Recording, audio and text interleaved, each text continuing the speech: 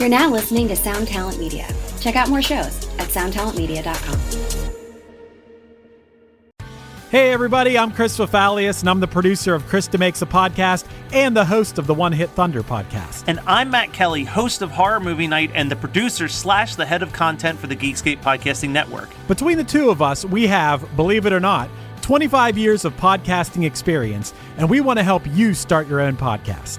We know podcasting, and we want to share that knowledge with you. So whether you're new to podcasting or you want some feedback on your currently active podcast, we want to help.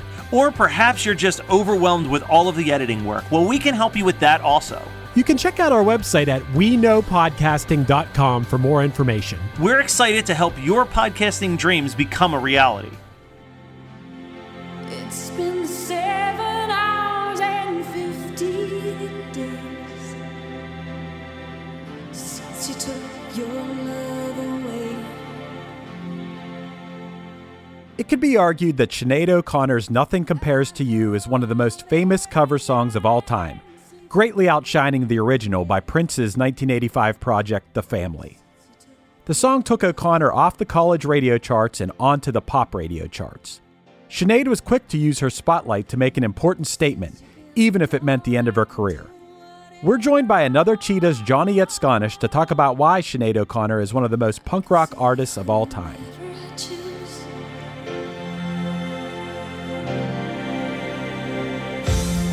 Eat my dinner in a fancy restaurant, but nothing, I said nothing can take away this blues, 'cause nothing compares to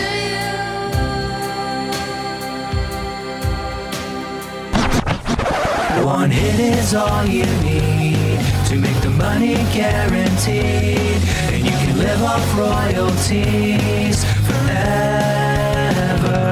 And it makes me wonder, is it just a wonder, or is it one hit thunder? All right, Johnny, you're always bringing the thunder when you come on the show. You picked another absolute banger. We're going to talk about Nothing Compares to You as performed by Sinead O'Connor. This song's a jam.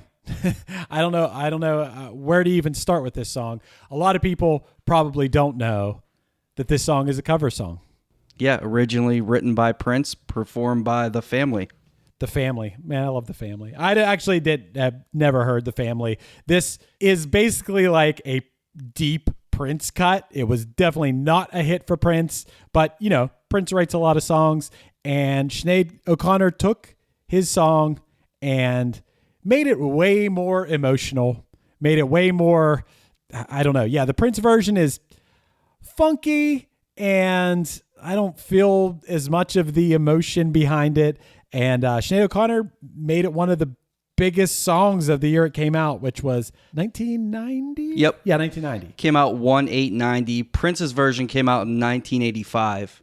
Mm-hmm. And then he actually re-released the version in 93 with Rosie Gaines, some live version that he did after the song got popular. He was like, oh, well, yeah, I'll play this song now. Yeah, apparently he wasn't a big fan of the song.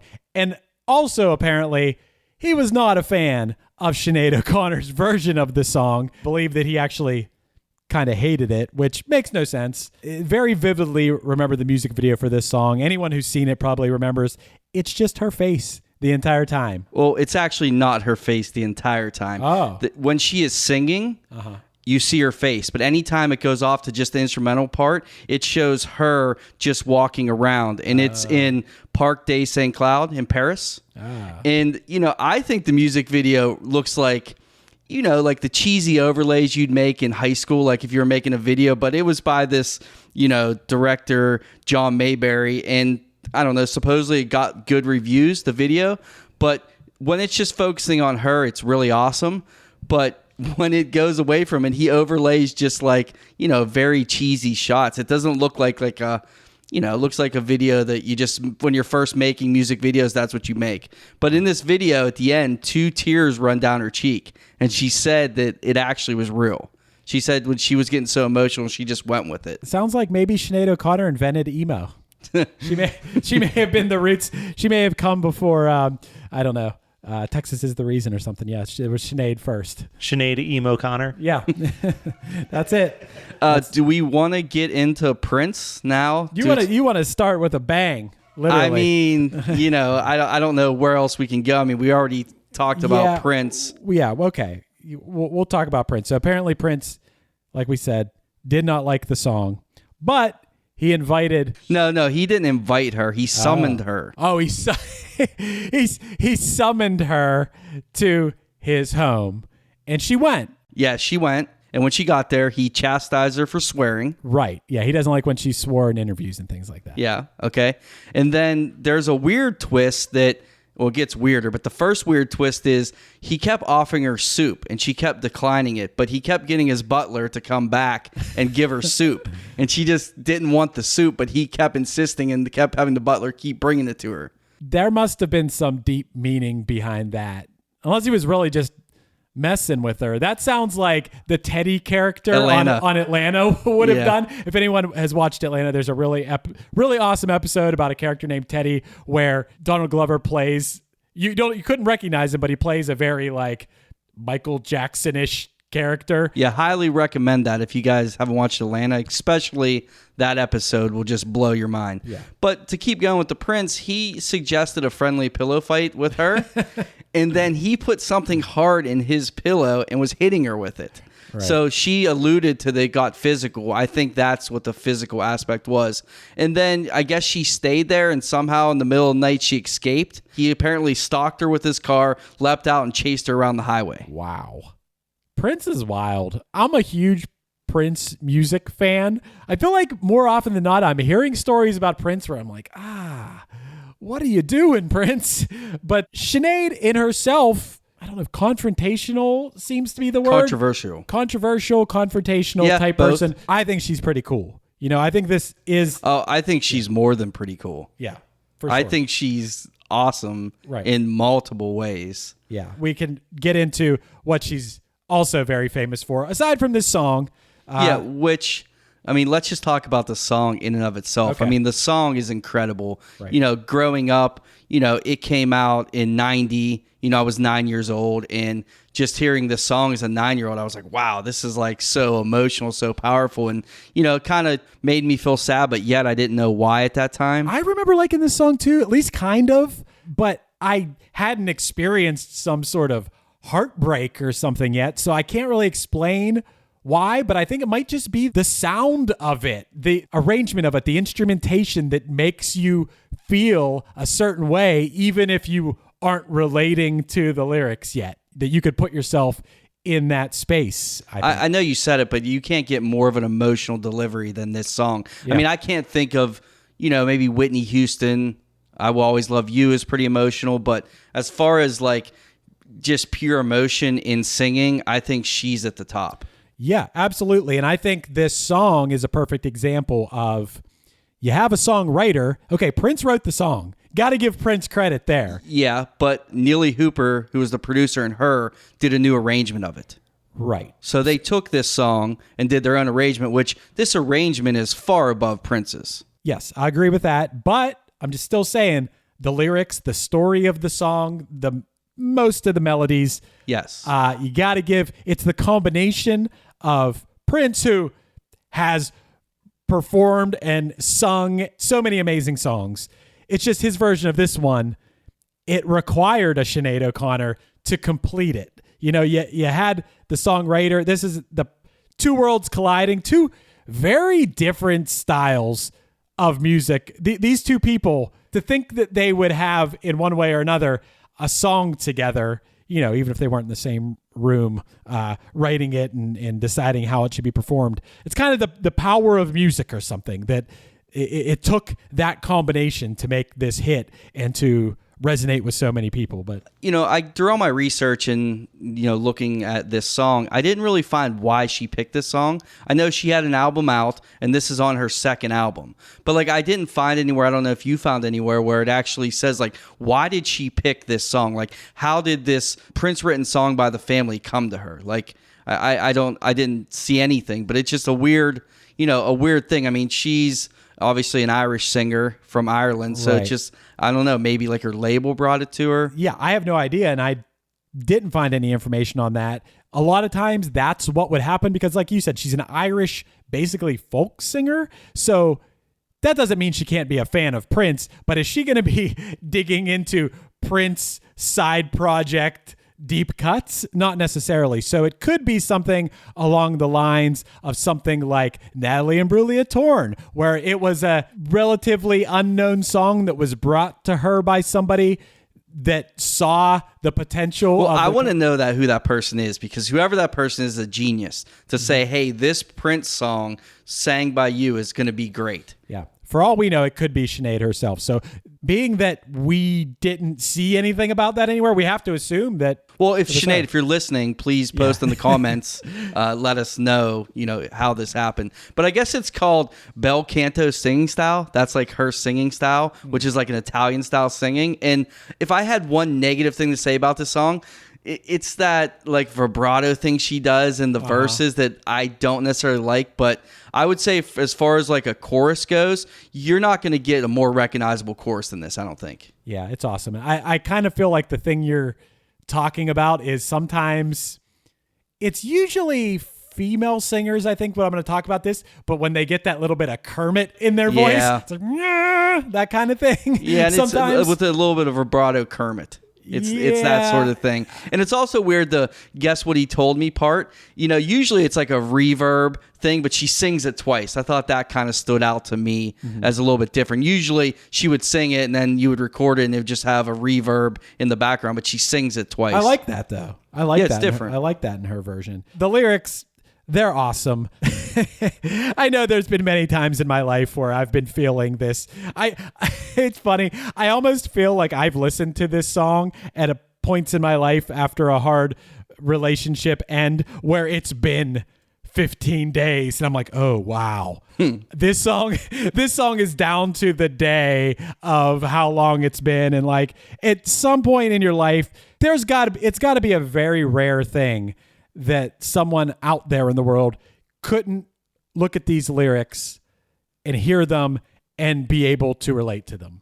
Yeah, I mean, the lyrics are, they're somewhat empowering too. I can eat my dinner in a fancy restaurant. It's kind of like I could do what I want now. I can, without you being here. But at the same time, they still want them. Right. And what Sinead said actually about that was she said that it's a sad song, but she said it's hopeful because he intends to get her back. Okay. That's what she said about it. That's an interesting way to look at it because, yeah, like you said, it starts out, it's been 7 hours and 15 days since you took your love away. I go out every night and sleep all day since you took your love away. And you have these sad parts because I think that anyone can relate to this too, where you go through these phases when your heart's broken, where of course you're sad. You're desperately sad at first. And then you have that, the mourning process or whatever for a while. And then you have that, like, whether it's with hanging out with friends or you're doing something you've been looking forward to or something fun where then you're like, you know what? Screw them. I'm going to be positive. And, now I can do whatever I want. And you have this like almost overconfidence and over feeling good. And then that fades and you're back to that sad feeling again. Yeah, you feel liberated and then you're like, oh, but I still want this person. Yeah, I mean, it's a roller coaster of going back and forth. Throw some anger in there, throw some whatever. But yeah, it's relatable on that level too. From Googling, it looks like it was Sinead O'Connor's manager who found the song and brought it to her as a suggestion. The other tidbit that I found that I thought was funny was that the co-director of Sinead O'Connor's record label, Chris Hill, when he first heard the song, when the manager brought it to him, he began to cry. And while he was still crying, her manager called Sinead and said, Chris is crying right now. And she responded, is it really that bad of a song? So in the lyrics, the line that gets me is, tell me, baby, where did I go wrong? Like that line, the meaning of it, the delivery of it, just like, I don't know, that's where it grips me, I think the most in the song. And then the next line, I could put my arms around every boy I see. Prince, I listen to Prince's version. He says... The female version. I think he says every girl I see. Right, yeah. And then I didn't look, but I think, there's another... Does he say, boy, you better try to have fun when you go to the doctor? Does the doctor call him a boy? It's changed. It's changed by gender, yeah, for sure. The lyric that sticks out to me is, which I didn't know that the lyric was mama in this, but all the flowers that you planted, mama, in the backyard all died when you went away. So you want to talk about that now? Yeah. Is why this song touches Sinead so much is that mama line. She said that's the line that gets her, because when she thinks about this song, she thinks about her mom, and her mom died in a car crash when she was 18. Wow. So when that mama line comes, she thinks about her mom, and that's why she gets really emotional singing this song. Wow. But in that same thing, we're about to take a turn on her mom. Whoa. What? I don't know the story of her mom. What's up, everybody? I am Finn McKenty, host of the Punk Rock NBA podcast, part of the Sound Talent Media podcast network. My podcast is all about doing what you love for a living, and every week I sit down and talk to people who have done exactly that. For example, musicians like Tommy from Between the Buried and Me, Matt from Periphery, Lil Lotus and Shinigami, among many others, photographers, artists, designers, YouTubers like Glenn Fricker and Sarah Dici, and I unpack exactly how they got to where they are today with the goal of helping you do the same. So if that sounds cool, you can listen and subscribe at soundtalentmedia.com, and I'll see you there. Hi, this is Krista Makes, host of Krista Makes a Podcast. The theme of the podcast is songwriting. Each week, my musical guest picks a defining song from their career to discuss, critique, and analyze during the show. So please join me for some fun and insight into some of the greatest songs ever written and recorded. Listen and subscribe at soundtalentmedia.com. So we're gonna bring full circle to the SNL thing with her mom. Wow. It all starts with her mom. Well, let's give some background on the SNL thing first. I'm sure everybody knows this. Let's just get into it. We don't even need to go background. I'm gonna take you there. Okay, let's do it. So basically, as a kid, Sinead was abused by her mom physically. Mm-hmm. So she had a lot of trauma, the kind of a bad childhood growing up, and then her mom died in a car crash when she was 18. Okay. So when she came out, when she did this song and she became famous, she considered herself a punk, not a pop star. Right. Like, that's a direct quote from her. I'm a punk. I'm not a pop star. Right. The label told her that her hair needed to be grown out and she needed to dress more feminine. So she immediately went to a barbershop and shaved her head completely bald. Wow. She thought she looked like an alien when she did it, but she didn't care.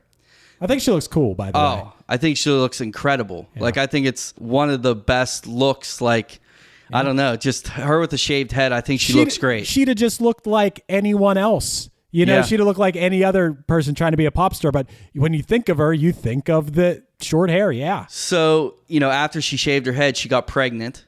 An executive at the label called a doctor to coerce her into having an abortion. Wow. And she was like, no, I'm not having an abortion. So she actually had her son Jake right before the album came out. Wow. What happened was, so she got famous and she tried to bring light to children abused, like children being abused. Mm-hmm. And like everyone would shut it down. No one would listen to her. Mm-hmm. So when her mom died, her mom had one picture hanging in her bedroom. Do you know what it was? The Pope. Yes. Wow. So she took that picture and she kept it to destroy it at some point. She didn't know when, so she took this picture from her mom's wall of the Pope and kept it. So October 92, she went on that Saturday Night Live. Mm. And she performed, which I watched. I saw you posted it. I watched Bob Marley War. Right. Acapella, which is great. And it talks a lot about, inequality in race, child abuse, that sort of stuff. It kind of, financial inequalities. That song kind of just breaks that down. It's a really good song. She does it great. At the end of it, she rips up a picture of the Pope, which destroyed the world. Like, everyone... Yep. Like, could not stand it. Like, I mean, she was just sending a message, because at that time, like, who was abusing children more than the Catholic religion? Yeah. Catholic Church. I'm sure the scandals have been going on since the beginning of the church, but that's when that really came to light and people were talking about it more and more. And it's only gotten bigger and bigger, and the whole thing's crazy, but yeah. So she, took that picture from her mom and ripped it up on Saturday Night Live to basically, oppose the Catholic religion, the Catholic Church. And then she said that she felt that didn't derail her career. She said it actually put it back on track, because she didn't want to be this big pop star. Right. So she kind of thought that, it was a good thing that happened. Yeah, she said, fight the real enemy, as she did it. And if you watch it, you can look it up on YouTube, but when she does that, you can hear like a gasp, like somebody like gasps, and then there's no applause. and she just blows out the candle, and that blows out the candles in front of her, and that's the end. And it is badass. It is so badass. It's so punk rock. And from what I was reading, it really caught all of the SNL behind the scenes people off guard because, they tape their dress rehearsals and stuff. So they had no clue that was going to happen. It kind of probably pissed off Lorne Michaels because why not? That's just the type of guy he tends to be. But apparently any time that they rerun that episode, they just play the dress rehearsal version of the performance now. Right. Yeah. Wow. Yeah. Lame. So, she boycotted the Grammys where she was up for Record of the Year. Wow. Which was awesome. She refused to sing the Star Spangled Banner before shows because she said national anthems have nothing to do with music in general. Who's singing a Star Spangled Banner before their shows? I don't know. I mean, who knows? She might have been playing, festival or a ball game or something crazy like that. So some backlash she got from this. Joe Pesci on Saturday Night Live threatened to smack her in his opening monologue. Fuck Joe Pesci. Later that episode, Madonna mocked her by ripping up a photo of tabloid star sex offender Joey Buttafuoco. So Madonna, of all people, who, her being a sex symbol and Madonna, we're all humans. We all have our mistakes or whatever you want to call it or whatever. Madonna's had a lot of weird stuff. I kind of feel like she was one of those anti-lockdown people, or there was something during the coronavirus that was very weird with Madonna where I was like, what, Madonna? What are you saying? In general, Madonna has done a lot of good work as far as that's why I was surprised to go against this. I mean, I guess she's Catholic. I guess all the Catholics were up in arms. Frank Sinatra called her a dumb broad. Yeah, well, I'm sure Frank Sinatra, these Joe Pesci, you played the same role in every movie ever. Yeah, and you think you could say something about an artist? I don't know. So when I search Madonna coronavirus, it says Madonna calls the coronavirus the great equalizer in a bathtub video surrounded by roses. Wow. That's a weird take, Madonna. I don't know what she means by that. If she means, well, that's before vaccine. If someone would say that now, I would think that maybe they meant if you're not going to get the vaccine and you die of coronavirus, that's your own fault. But if she meant something, that sounds bad. There's another one from July. Madonna keeps controversial COVID claims, calling a misinformed leading doctor her hero. Oh, she was sharing a bunch of the frontline doctor bullshit. Oh, my God. You know what that is? That's the fake video about... Plandemic. Yeah, Plandemic. Oh, that thing. Jeez, Madonna. What the fuck? I did like some Madonna songs growing up. I really did, but I never really liked her as a person, though. I don't know why. She always rubbed me the wrong way. I mean, literally until this. And if she talked shit on Sinead, I don't think that's cool either. But I liked a lot of her songs. And I thought that she did a lot of good work as far as informing people about AIDS and stuff for LGBTQ and it's just all kind of good stuff I thought she did. Yeah, she's kind of like the 80s pop version of all of those 80s punk guys where you're like, man, you really were on the right side of history in the 80s and now you're just fucking grumpy conservative dads suddenly. Yeah. I mean that stuff's cool, but the new stuff is not cool. Yeah, who knows what's up with that. So some more backlash. She was condemned by the Anti-Defamation League. National Ethnic Coalition of Organization hired a steamroller to crush hundreds of her albums outside her record company's headquarters. Why? Because the SNL thing. Wow. Yeah, they actually rented a steamroller, got her CDs, and crushed them in front of a record label. I strive for the day where I do something in the name of something good that crazy people want to run over my albums with. The Beatles happened for Yeah, they said they were bigger than God, right? Yeah, bigger than Jesus or something like that. But anyway, I am... In the research for this episode, I have become such a bigger Sinead O'Connor fan. Just how easy would it have been for her at that time to have this hit song and just put out 5 more love songs, do what the label said. Maybe, yeah. She could have towed the line and been a huge, famous pop star for a long time. But the cool thing was she was true to herself. Yeah. And she's a badass and she's punk rock. And, she stood up for what she believed in, even though it potentially ruined her career. And it kind of derailed her. She had a book that just came out and she said Anthony Kiedis of the Red Hot Chili Peppers, he alluded that they had a fling. She said that's not true. It said it was in his head only. Wow. But she did hook up with Peter Gabriel. Wow. Good for both of them. That's cool. 10 years later, she was right after SNL. John Paul II acknowledged the church's role in covering up the child abuse. So in 92, she took all the heat. 10 years later, John Paul II admitted, that they were abusing children in the Catholic Church. Wow. Maybe not in the same press conference, but maybe like a month later, he could have admitted to also ruining Sinead O'Connor's career by now. Or he could have said Sinead O'Connor's awesome. He could have helped her out a little bit. But as far as like recent stuff she's trying to do, she sent a letter to Miley Cyrus after a Wrecking Ball video and said it's not cool to be prostituted, just so you know. I mean, you could read the whole letter. It's online. Wow. Well, I mean, I guess I got to read it, but I think what Miley Cyrus does is on her own terms is the way I've always interpreted. I didn't think it was someone pressuring Miley Cyrus to be wild. I always thought it was she just seemed to me like someone who was making her own artistic choices. Yeah, I just think that there's something that she's doing that Sinead just is warning her against, kind of letting her know like, hey, this isn't cool. And she's still speaking out. And Sinead's recently doing interviews. I watched some interviews with her. She has a new song out that came out in 2020. Yeah. It's not very good. Yeah, you know what? It's so slow. The one thing I will say, as much as I like Sinead O'Connor as a person, think she's interesting and I think she's punk, but I did dig deeper into her catalog and did not dig it.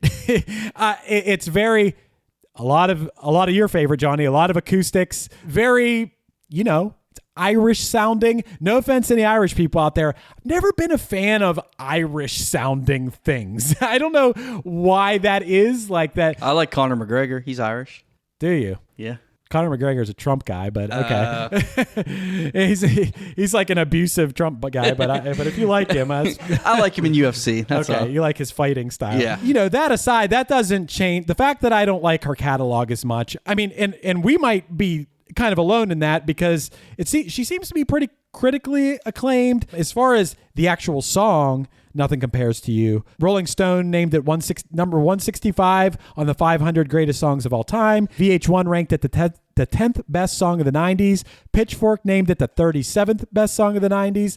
And it was covered by Chris Cornell, Aretha Franklin, and some country artist named John Party. But can you really give Sinead the credit for that? Because if are they covering her cover? I don't know. Probably actually. I was going to say, I don't think anyone's like, ooh, let's cover that family song, Nothing Compares to You. My favorite song by The Family. Hey, something else you didn't point out, you talked about it in your other podcast, Billboard 1990 World Single. It's a world single. Yeah. It's Billboard's 1990 World Single. Number one. Yes. Oh, yeah. I mean, it's a gigantic song. So in 1990, it was the most popular song in the world, according to Billboard. Wow. You know what else was on that list in 1990? Because I have the list of the 5 world singles of that year. So it was Sinead O'Connor at number 1. Maybe Madonna was salty because she was in number 2 with Vogue. Oh, that explains a lot. Number 3 was Vanilla Ice's Ice Ice Baby. Number 4 was MC Hammer's You Can't Touch This. Wow. And my personal favorite on the list, Roxette's It Must Have Been Love.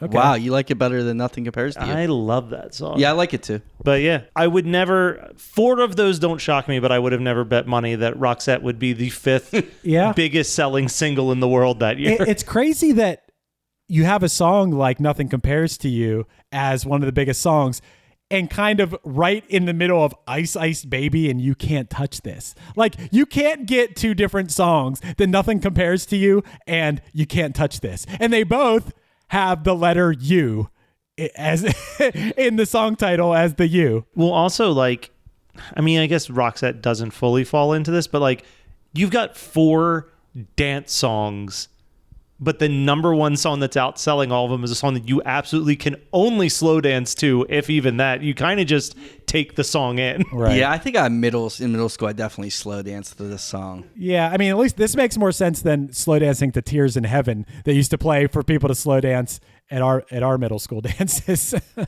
Yeah, it was always Leonard Skinner. Freebird was the last song they played at the middle school dance. Weird song to slow dance to, but okay. Yeah, this was 1990, by the way.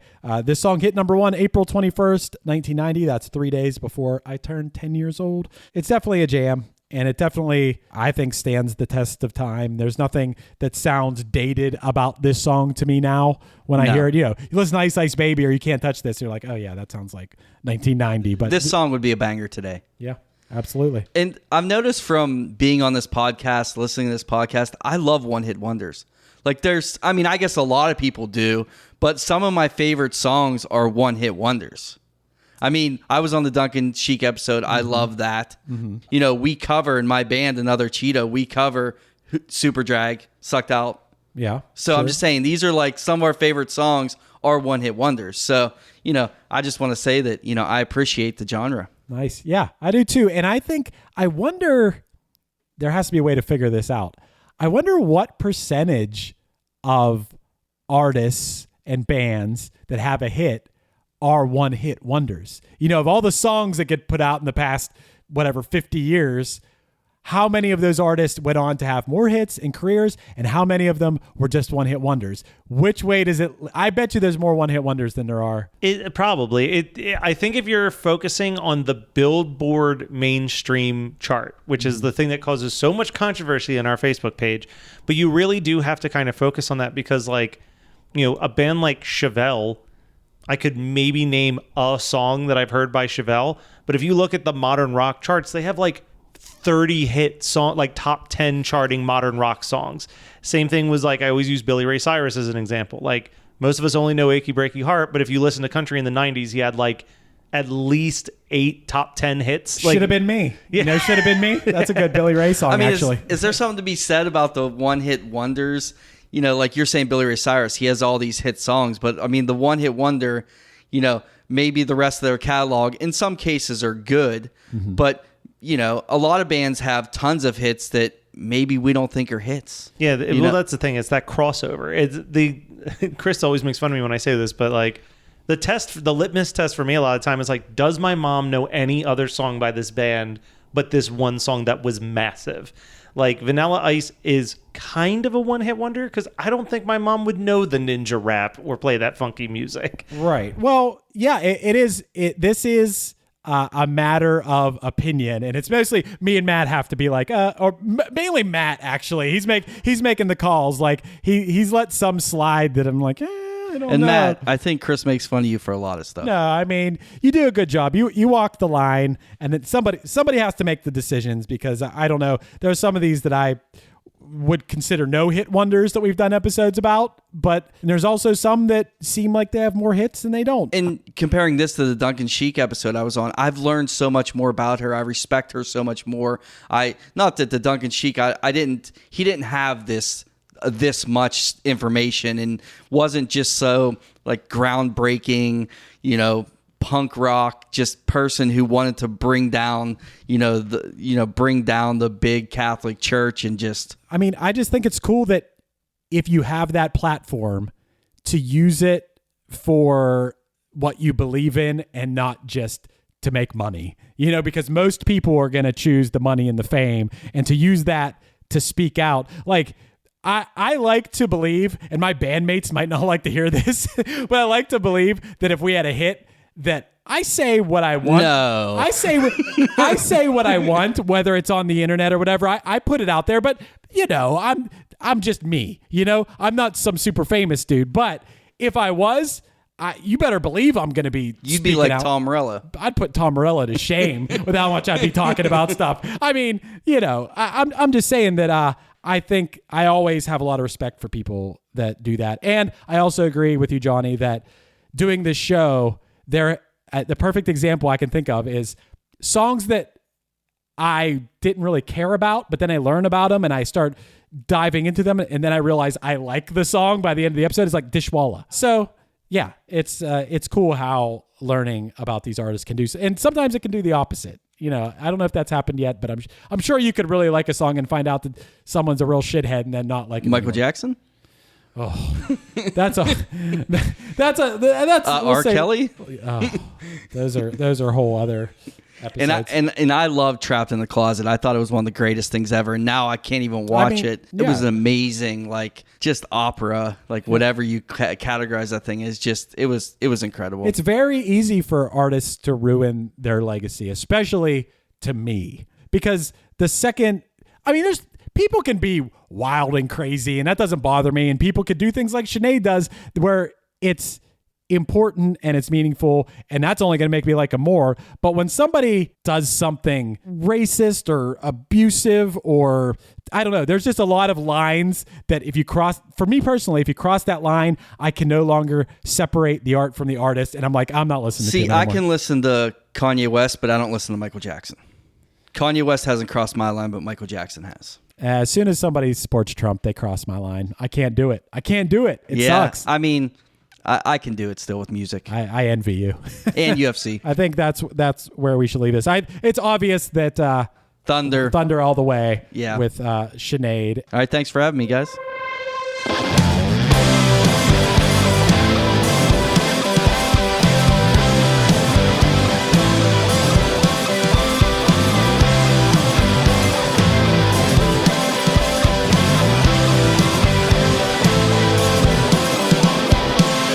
This has been One Hit Thunder. One Hit Thunder is hosted by Chris Fafalios of the bands Punchline, Pack, and Another Cheetah, and produced by Matt Kelly of Geekscape.net. Underneath me, you're hearing Lucky by Another Cheetah. If you have any interest in podcasting, visit WeKnowPodcasting.com for how Matt and Chris can make your show sound as professional as possible. Let us know your thoughts on the show by emailing us at onehitthunderpodcast@gmail.com, and make sure to rate, review, and subscribe to us on your favorite podcasting app. Tune in next week for another episode of One Hit Thunder.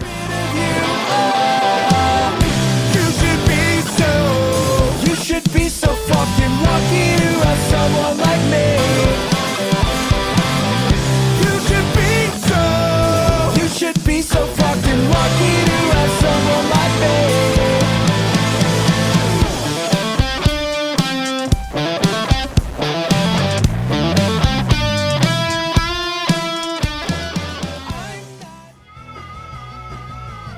You're listening to the Geekscape Network.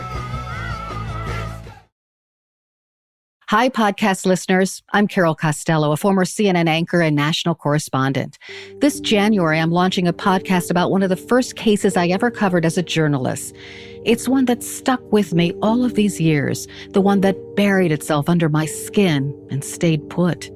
It's a true crime series about an amazing woman named Phyllis Cottle, who defied torture and death and brought a fierce rage to the quest to find her attacker. Carol Costello Presents Blind Rage is a production of Evergreen Podcasts and signature title of the Killer Podcast Network. Listen and subscribe wherever you get your podcasts. Discover more great true crime and paranormal programming at killerpodcast.com.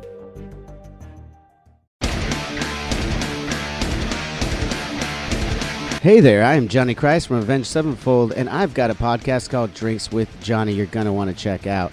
I sit down with a bunch of different people from all different walks of life, from professional wrestlers to actors, comedians, fighters, musicians, everything in between. I'm just looking to make some friends and have a good time doing it. So if that sounds like something you're into, go check out Drinks with Johnny, streaming everywhere now.